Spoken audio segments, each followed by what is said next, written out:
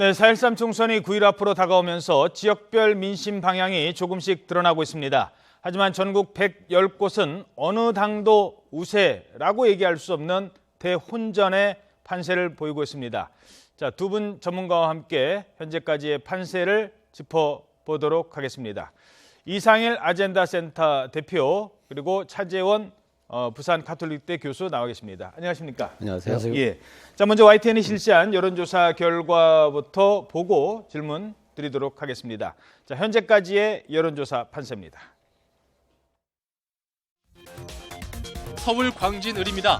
새누리당 정준길 후보를 더불어민주당 추미애 후보가 12.9%포인트 비교적 큰 차이로 앞서갑니다. 서울 강서갑, 야당 후보들의 지지표가 분산된 가운데 새누리당 구상찬 후보가 4.9%포인트의 근소한 차이로 1위입니다. 서울 동작갑입니다. 1위 새누리당 이상휘 후보와 2위 더민주 김병기 후보 4.8%포인트 차이 접전입니다. 경기 용인정, 새누리당 이상일 후보 35.4%, 더민주 표창원 후보 42.4%로 표 후보의 경합 우세입니다. 경기 고양을입니다. 새누리당 김태원 후보가 오차 범위 내에서 더민주 정재호 후보를 앞서갑니다. 경기 시흥갑입니다. 1위 새누리당 함진규 후보와 2위 더민주 백원우 후보의 격차 8.9%포인트입니다. 인천 남동갑입니다. 지역구 의원인 더민주 박남추 후보는 새누리당 문대성 후보를 11.3%포인트 격차로 누르고 1위를 달리고 있습니다. 인천 계양갑입니다. 새누리당 오성규 후보와 더민주 유동수 후보 3.2%포인트 차이 접전입니다. 다음은 세종특별자치시입니다. 새누리당 박종준 후보와 무소속 이해찬 후보가 2%포인트 차이의 초접전을 벌이고 있습니다. 제주로 갑니다. 제주을입니다. 새누리당 부상일 후보 40.1%, 더민주 오영훈 후보 32.7%로 두 후보의 우세입니다. 이번 조사는 YTN이 마크로밀 엠브레인에 의뢰해 3월 31일부터 4월 3일까지 진행됐습니다. 오차 범위는 95% 신뢰 수준의 플러스 마이너스 4.4%포인트입니다. 자세한 내용은 YTN 홈페이지와 중앙선거 여론조사 공정심의위원회 홈페이지에서 확인하실 수 있습니다.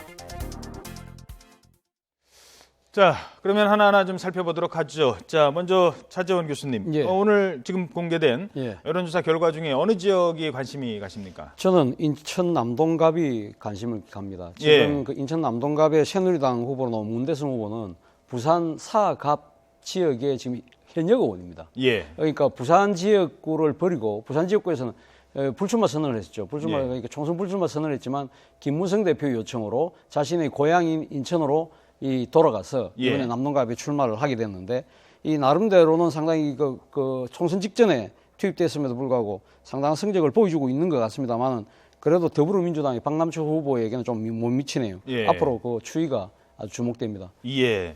자, 이상일 대표는 일단 어느 지역이 관심이?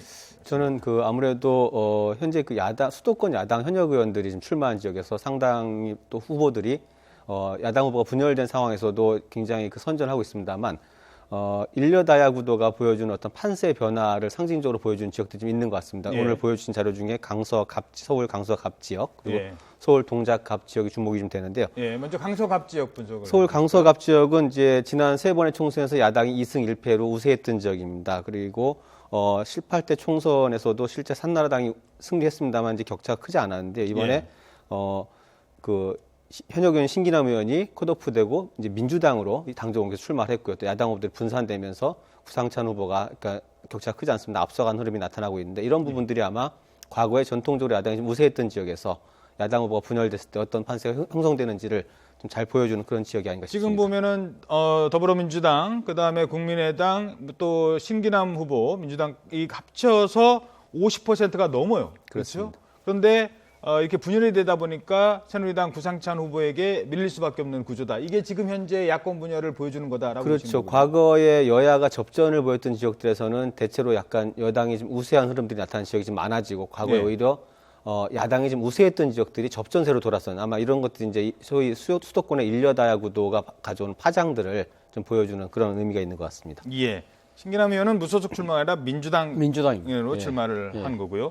자, 그리고 세종도 지금 야권 분열의 또 대표적인 예가 될 수 있지 맞습니다. 않겠습니까? 이해찬 전 국무총리가 더불어민주당에서 컷오프 탈락했지만 본인이 무소속 출마를 강행한 곳입니다. 예. 여기서 이 예상과는 달리 이해찬 후보가 상당히 선전하고 있는 걸로 보입니다. 예. 그리고 또 지금 그 상대가 박근혜 대통령이 측근이라고 볼 수 있는 경호실 차장을 지낸 박종준 후보인데 박종준 후보가 쭉 계속 앞서가고 있는데 지금 이 이해찬 후보와 이 차이가 아주 그 1%, 2% 이내로 아주 근접해 있습니다. 그렇기 때문에 앞으로 향후 결과가 주목되는데 여기서 하나 이 변수는 예. 더불어민주당이 뒤늦게 공천한 이 문홍수 후보가 끝까지 완주를 할 것이냐, 중간에 사퇴할 것이냐 이 부분도 만약에 사퇴를 할 경우는 그 이해찬 후보에게는 상당히 천군만마가 될 수 있지만 더불어민주당 입장에서는 이 공천을 탈락한 그 명분 자체가 훼손되기 때문에 어떠한 결정을 할지가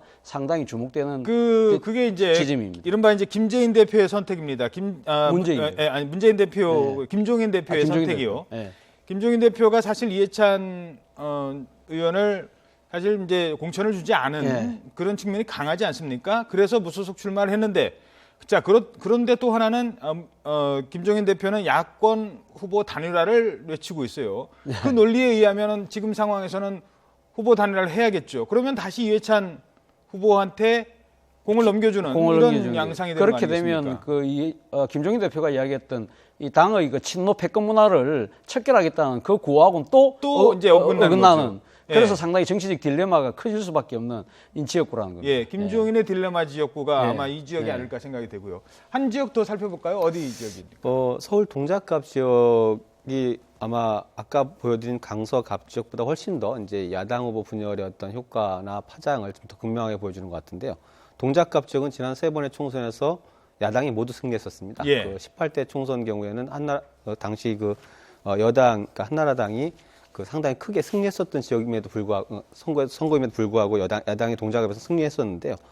현재 새누리당 격차가 크지 않습니다. 새누리당 이상희 후보는 원래 포항에서 선거를 준비했던 후보입니다. 그런데 서울에 올라와서 지역을 옮겼는데 그럼에도 불구하고 야당의 현역 의원이 컷오프되고 또 후보가 분열되면서 실제 정당 표심에 입각해서 판세가 형성되는 그런 어떤 흐름들이 보여지는 지역이고 아마 이런 지역들이 끝까지 이런 판세가 유지될지 야당 후보들이 어떻게 움직일지를 좀 계속 주시하게 하는 그런 지역인 것 같습니다. 그렇죠. 자, 근데 지역도 이렇게 두 야권 후보 간의 격차가 없는 경우는 끝까지 가보겠다라는 지역도 많고요. 격차가 아예 좀 약간 좀 벌어진다 싶으면은 후보 단일을 할 수도 있습니다. 그런데 문제는 오늘 투표용지가 인쇄가 이제 된다고 해요. 투표용지 인쇄 이전에 후보 단일화와 이후의 후보 단일화 어떤 차이가 있는지 좀 설명을 좀 해주시죠. 예, 지금 4월 4일 오늘까지 사실 후보 단일화 골든 타임이라고 할 수 있습니다. 왜 골든 타임이냐? 2014년 10월달에 벌어졌던 동작을 이 보궐선거를 보면 알 수 있습니다. 보궐선거 때 당시 정의당의 노회찬 후보가 더불어민주당의 기동민 후보, 당시는 새정치민주연합이었죠. 새정치민주연합의 기동민 후보와 막판 단일화를 이뤘습니다. 총선, 투표 개시 이틀 전에. 그런데 그때 당시 무효표가 1,400표가 넘게 나왔습니다. 모르니까. 모르니까. 그러니까 지금 물론 선거 투표장에는 물론 게시는 합니다. 그러니까 기동민 후보가 사퇴했다는 것이 게시가 되었지만 용지는 안 나오고 그러니까 모르고 그러니까 새정치민주연합 기동민 후보를 찍은 표가 그래서 발생된 무효표가 1,400표가 넘었다는 거죠. 그런데 그때 당시 이 나경원 새누리당 나경원 후보가 당선됐는데 나경원 후보가 노회찬 후보 몇 표 차로 됐어요? 900여 초밖에 차이 나지 않았습니다. 무효표보다 적은 차이가 났죠. 그렇기 때문에 이 지금 후보 단일화가 골든 타임을 넘기느냐 안 넘기느냐의 차이가 아주 그만큼 중요하다는 이야기입니다. 예. 자, 투표용지가 인쇄된 후에도 그러면 야권 연대가 이루어질까요? 그렇다 하더라도 어떻게 보십니까? 많은 지역은 아니겠지만 현재 계속해서 이 수도권 지역에서는 야권 후보들이 분열되면서 열세에 처한 지역들이 많이 나오고 있기 때문에 당의 입장과 무관하게 개별 후보들 입장에서는 끝까지 단일화를 노력하는 지역들이 꽤 있을 것으로 보입니다. 물론 이제 이 부분들이 서로 간에 합의를 이끌어내고 어떤 절차를 거쳐서 이렇게 완성되기까지는 어떤 물리적인 시간들이 필요하기 때문에 현실적으로 좀 이루어질 수 있는 지역들이 많을 걸로 보이지는 않습니다만 투표용지 인쇄와 무관하게 끝까지 좀 단일화 노력들이 계속될 걸로 보여집니다. 예. 자, 이런 가운데 각 당의 자체 판세 분석 결과를 보면요. 새누리당은 82석, 그러니까 82곳에서 앞서고 있는 것으로 분석을 하고 있고요. 더민주는 35곳에서 앞서고 있는 것으로 얘기를 하고 있고 국민의당은 20곳을 우세 지역으로 꼽고 있습니다. 자, 각 당의 전국적인 판세. 요거 지금 그러니까 지금 나온 숫자는 정말 전통적인 지지 기반이 있는 지역 플러스 몇 군데 지역이죠. 큰 의미는 없다고 봐야 되나요? 어떻게 보십니까? 나름대로 의미는 있죠. 의미는 예. 있기 때문에 지금 이제 판세 분석이 상당히 유효한 잣대는 될 수 있습니다. 지금 그 판세를 기준으로 해서 제 나름대로 분석을 해봤을 때 아하. 지금 새누리당이 아마 지금 무난하게 가반을 할 수 있는 그런 상황인 것 같습니다. 최대 몇 석까지 보시겠습니까? 저는 뭐 한 160석까지도 저는 뭐 어허. 예상을 합니다. 오늘 뭐 그 중앙일보가 아주 분석을 잘 해놨던데요. 예. 중앙일보 분석에 따르면 지금 새누리당이 그러니까 3당이 다 인정하는 곳이 한 112군데가 우세한 지역이고 86곳이 경합을 벌이고 있는데 그중에서 3분의 1만 당선만 된다 하더라도 거의 148석까지 됩니다. 여기다가 비례대표 18석까지 합치면 158석이라는 거죠. 예. 그러니까 그렇기 때문에 제가 한 160석 가까이 지금 예상을 하는 거고요. 그에 반해서 더불어민주당은 이게 3당이 다 인정하는 곳이 한 32곳, 그중에서 경합이 지금 58곳인데 이걸 다 합쳐도 거기다가 비례대표 14석 정도를 합친다 하더라도 107석. 그러니까 김종인 대표가 현상 유지 목표로 이야기했던 101석이 간당간당한 아하. 그런 상황이고 국민의당 같은 경우는 지금 자체 분석으로 한 11곳 정도가 우세하다. 예. 거기다가 비례대표가 등등을 합치면 아마 무난하게 교섭단체 정도는 구성할 수 있을 것이다. 될 예. 것이다. 이렇게 예. 보고 있는 거군요. 어떻게 분석하시겠습니까? 예, 아직은 뭐 이제 선거전이 중반전으로 돌입을 하기 때문에 뭐 판세가 굉장히 유동적이긴 합니다만 각 당의 어떤 자체 분석도 그렇고 언론의 분석들을 보면은 새누리당은 그 영남권 일부 지역에서 비상이 좀 걸렸지만 그러나 수도권에서 역시 야당 후보가 분열된 어떤 효과 이런 것들이 힘입어서 목표 의석을 오히려 좀 올리는 어떤 그런 분위기가 느껴지고요. 실제로 이제 과반 의석 정도는 뭐 무난하게 달성할 수 있는 상황인 것 같고요. 오히려 지금 가장 힘겨워 보이는 분은 더불어민주당인데 수도권에서는 나름대로 경쟁력 있는 후보들 많이 갖췄지만 예. 결국 이제 우세를 보이는 지역들이 별로 이렇게 많이 보이지 않고요. 또 특히 이 주목되는 지금 호남에서 국민의당보다 열세를 보이면서 안정적으로 지금 이제 텃밭에서도 좀 밀리는 열세 상황에 처해 있고 수도권에서는 일여다야 구도 속에서 이제 고전을 하기 때문에 실제 이런 안정적인 어떤 우세 지역 수를 줄이면서 목표 의석 자체를 좀 줄여가는 이게 오히려 이제 초기에 굉장히 기세를 올리던 흐름에서 중반전에 돌입하면서 오히려 더불어민주당이 굉장히 고전 상황에 처한 걸로 보입니다. 국민의당은 나름대로 이 호남의 어떤 그 선전을 바탕으로 해서 교섭단체 이상의 어떤 목표 의석수를 늘려가면서 독자적인 생존의 길을 모색하는 걸로 그렇게 보여집니다. 알겠습니다.